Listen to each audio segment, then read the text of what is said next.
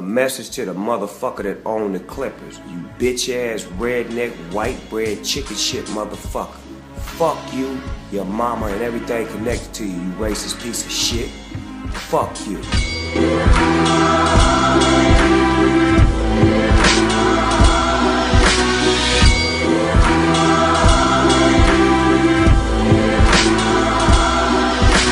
I dislike Donald Sterling as much as the next intellectuals such as Snoop Dogg or Snoop Lion, whatever the fuck his name is. Snoop had no reason to call him derogatory names for white people. I'm not trying to defend all white people because there are a lot of shitty ones out there just as much as any other race, but Snoop Dogg is calling Sterling a redneck, bitch-ass, white bread, chicken shit motherfucker. Finally got all the swears in that quote, Jesus. This is because of all the racist stuff Sterling said to his girlfriend who recorded it and uploaded to the internet. I'm trying my best not to offend a group here, but it's pretty difficult, so bear with me. Imagine if a black guy said the same things and a white person responded by calling him a black bread chicken shit. Now the white person is a racist too. Now obviously you have to put into context that black people were persecuted for hundreds upon hundreds of years by white people, but right now we're trying to stop racism, and so is Snoop Dogg. He could say fuck you to Donald Sterling as much as he wants, but bringing up Sterling's color doesn't change anything. I respect that a celebrity as big as Snoop Dogg was able to express his opinions without really caring about the consequences, but I think his video did more bad than good. This is very common nowadays and no one really seems to see it. Whenever a white person says something negative about a black person, the media gets on it and starts slamming racism all over it. This is not how we stop racism. By pouring attention on the slightest things, you are exposing people, but you're also assuming people are being racist, which doesn't help at all. I know what Donald Sterling said wasn't a little thing by any means. I'm just trying to make examples. Shut up. I talk about racism a lot because it's an important issue to me. I'm very racially diverse, as most of you know, being a quarter black and a quarter white and half Asian. To be perfectly honest, I wasn't too shocked when I heard about the Donald Sterling scandal. Say that 10 times fast. No, not now, you idiot. After the video. Gee, let me finish talking. Once again, I have to put it into context. This guy's 80 years old and a white American. He was born in 1934, which means he was likely one of the guys fighting the civil rights movement. This guy probably protested interracial marriages 40 years ago, which means he was fighting against my birth. I hate this kind of scum. I rarely use the word hate and mean it, but I hate this guy a lot. But you have to remember that he was brought up this way, and although this doesn't in any way excuse what he did, he was brainwashed into believing all of this because of his environment. I bet that most white men Donald's age from the same area of America probably think the same way he does, but they aren't public about it because of how much our society is adapting. Donald Sterling wasn't public about his opinions either. His rant about not wanting his girlfriend to associate with black people wasn't a public thing like the guys over at Duck Dynasty. He never made a public statement saying he didn't want black people at his games. I'm not trying to defend him at all. I'm simply trying to show two sides of the story. So after Sterling said all of this, Snoop Dogg calls him a redneck, white bread, chicken shit. Motherfucker. I forgot the motherfucker. This isn't fair. He doesn't have to address Donald Sterling's color because it strengthens more racism. Now if a non-white kid watches Snoop Dogg's response, he subconsciously lowers his opinion of all white people. Reverse racism is unintended propaganda. Of course, this doesn't happen to everyone, but you can't deny that it will happen. Minorities in America get away with reverse racism too often. You hear it in rap lyrics all the time. Some Asians I know have a lot of prejudice against whites. And there's also that elephant in the room that no one addresses that says everyone's allowed to make fun of white people. I think I deserve a like for not once making a racist comment in a video about not being a racist to a racist.